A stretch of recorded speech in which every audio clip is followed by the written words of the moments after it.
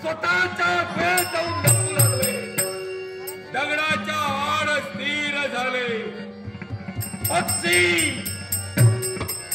पक्षी अवती भोवती असणाऱ्या वृक्षावर स्थिर झाले.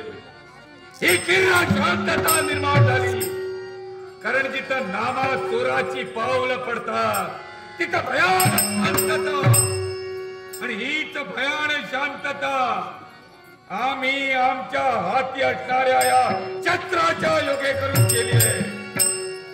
माझ्या समोर येणारा प्रत्येक धनिक माणूस, प्रत्येक वाटसरू यांच्या मनात चराचर चिराव्या. त्यांच्या जवळ असणारा धन, त्यांच्या जवळ असणारी संपत्ती ती लुटावी आणि स्वतःच्या सानिध्यात घेऊन त्या माणसाचा शेवट करावा. हे माझं रोजचं काम आहे. मी चोर आहे. चोरी करणं माझं काम आहे. मग याच गोष्टीला कंटाळून विचार एकच केला, याच्या नंतर नाही चोरी करायची. आज शेवटची चोरी करणार. कारण अशी चोरी करत करत कित्येक कालावधी गेला. आता चोरी करताना कुणीतरी पकडेल ही मनात भीती आहे. आणि म्हणून माझ्या मनानं मी ठरविलं, आजची शेवटची चोरी. याच्या नंतर चोरी करणार नाही. म्हणून एका धनिक माणसाच्या घरावर दरोडा घातला. चोरी करण्यासाठी एक तास गेलो. त्याच्या घरात प्रवेश केला. एका दालनातून दुसऱ्या दालनात प्रचंड मोठा महाल. दुसऱ्या दालनातून तिसऱ्या दालनात एक एक करता करता कित्येक दालनं पार केली. शेवटी एका दालनात प्रवेश केला. तिथं समोर पाहतो तर भली मोठी संदूक. ती संदूक पाहून मनाला बनवलं, कारण त्यात काहीतरी धन असणार. ती उघडली. त्याच्या हात दुसरी संदूक. ती उघडली. त्याच्या हात तिसरी संदूक. ती उघडली. त्याच्या हात चौथी संदूक. करता करता करता करता 7 संदुका उघडल्या. त्यानंतर छोटीशी संदूक डोळ्यासमोर दिसली. ही पाहिली आणि मनाला समाधान वाटलं. महत्वाच्या गोष्टी लपलेल्या असणार तर त्या मागचा पुढचा विचार केला नाही. अलगद उचलली, खांद्यावर घेतली.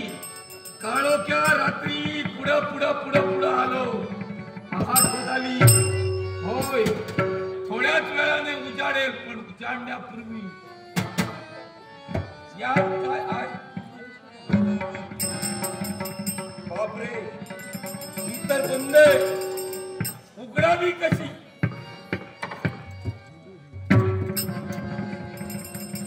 तो भला मोठा दगड उचलावा.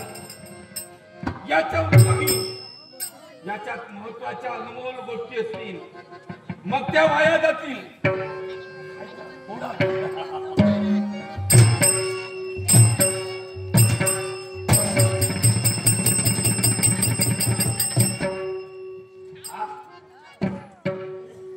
आता काम. आता हळूहळू एक एक गोष्ट यातून बाहेर. संदूकाची पटकन उघडायची नाही. पटकन उघडली. आतलं धन एकदम माझ्या नजरेस पडलं. अतिधन पाहिल्यानंतर माझं हृदय बंद पडू शकतो. अशी परिस्थिती होते. ज्यानं कधी जास्त धन पाहिलं नाही त्यानं जास्त धन पाहिलं मरू शकतो. मला मरायचं नाही. याचा अनुभव घ्यायचा आहे. मग काय करायचं? हळूहळू एक एक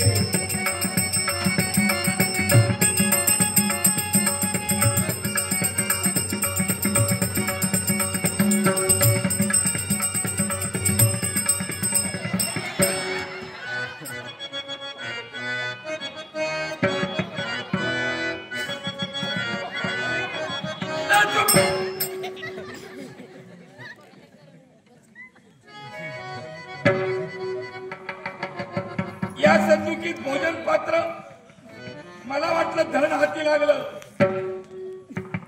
भोजन पात्र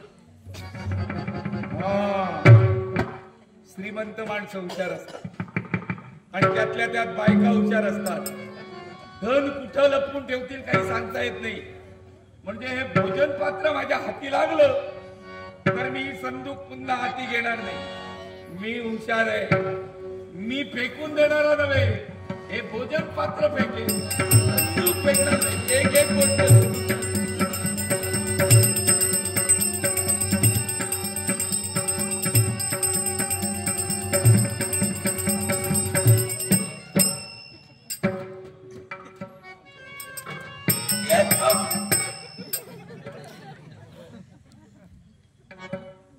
आकार असा चुकून सोन्याची वीट असू शकते. सोन्याची वीट ऐकून माहित असत, माहित होत ऐकून. सोन्याच्या पण विटा असतात. एवढी मिळाली खरंच पुन्हा चोरी करायला नको आणि कुणाच्या हाती लागायला नको.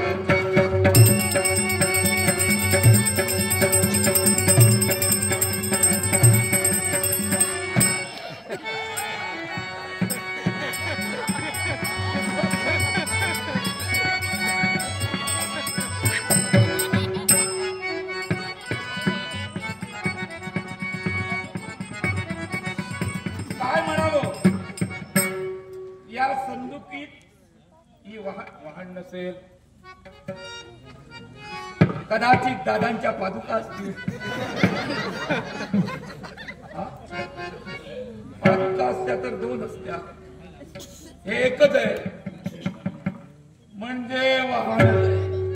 नाम्या फसलास. अरे पुढाचा काय करशील चोरी, करशील चोरी. करशील म्हणजे काय कारण यानं खचून जाणारा मी नव्हे.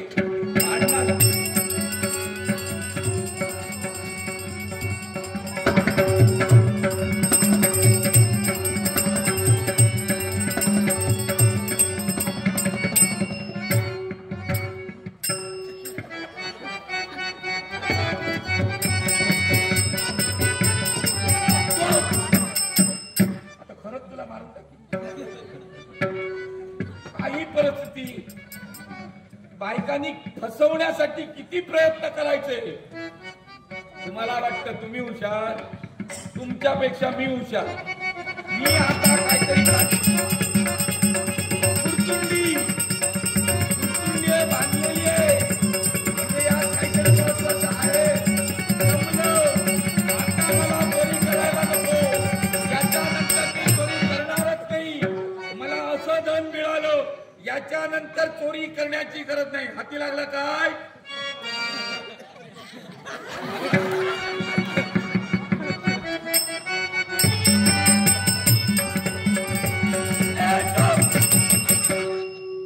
एवढ्या श्रीमंत माणसाच्या घरावर दरोडा घातला. शेवटी हाती लागलं काय तो मला दिसतोय.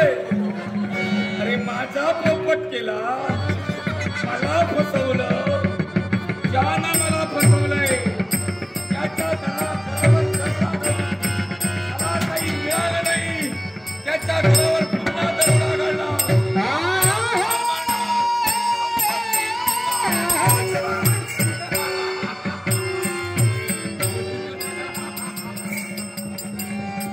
माणसाच्या वस्तीवर दरोडा घालत असताना, माणसाच्या वस्तीत पावलं टाकायला जात असताना राक्षसी वृत्तीनं नटलेली व्यक्ती कोण आहे? कोण आहेस तू? सप्तमहिषाशी माझ्या देहाला. सप्तमहिषा जगायचं असेल तर मार्ग मार्ग बदलण्यासाठी इथे कशासाठी आली? पद्धतीने 100 म्हैशीचा मांस वाचन करणारी तुझा शेवट.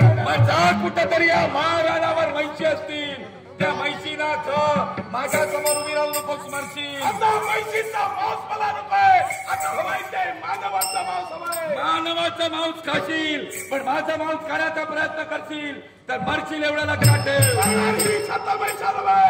आता तुला मारण्यासाठी ही शतवैशाली इथं जर आली असेल लक्षात ठेव तुझ्या कानात असणारी सुवर्णाची कुंडला घेईलच घेईल पण तुला थर मारील.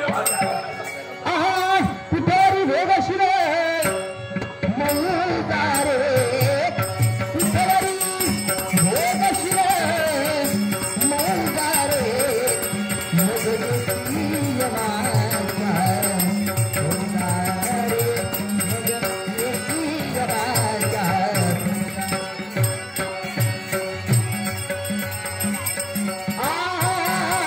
हाली मारी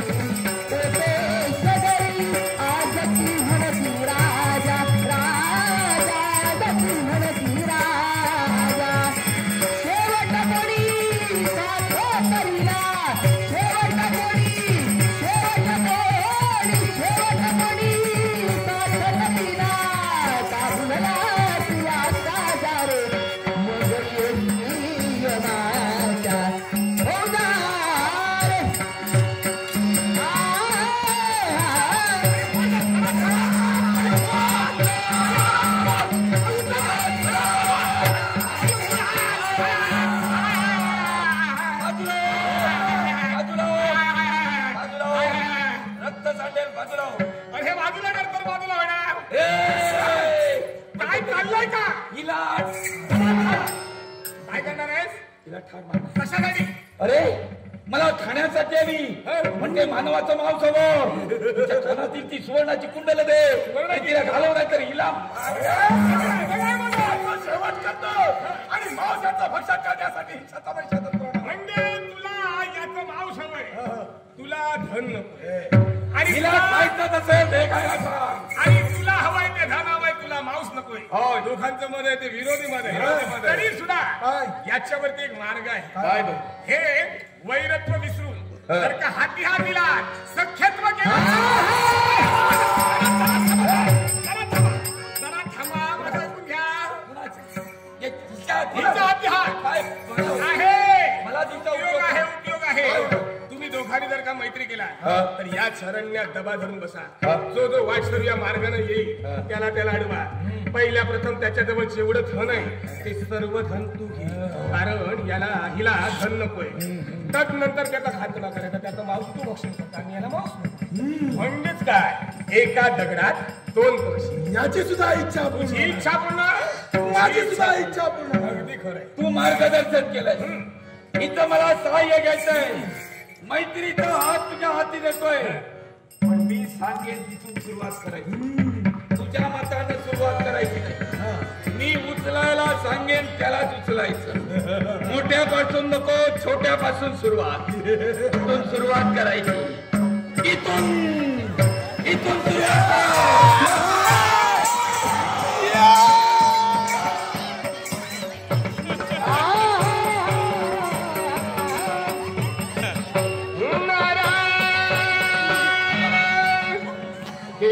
हे इकडचं तिकडे तिकडचं इकडे करण्यासाठी मी सूचित केलंय खरं, पण याच्याकरवी मला एक सुंदर नवनाट्य निर्मिती घडवायची आणि या नाटकात देवा ही नवनाट्य निर्मिती घडविण्यासाठी मला तुझा आशीर्वाद